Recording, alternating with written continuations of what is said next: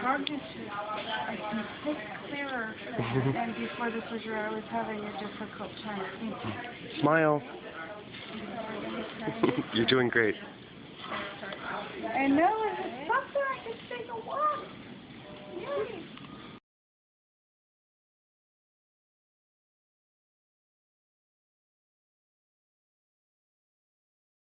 I do want to get this on record, though, that CEMC is installing a pulsed, non-ionized microwave radiating device onto my home with the full knowledge that I am a brain tumor patient and that my husband is a multiple sclerosis patient, and that because of our illnesses we are especially vulnerable to the pulses of radiation that are going to be coming off of this device. And I want to hand you, I emailed this to the company,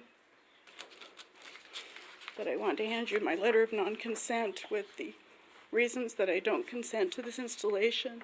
I'm allowing it only under duress because you have threatened, not you, CEMC, has threatened to shut off my electricity if I do not comply.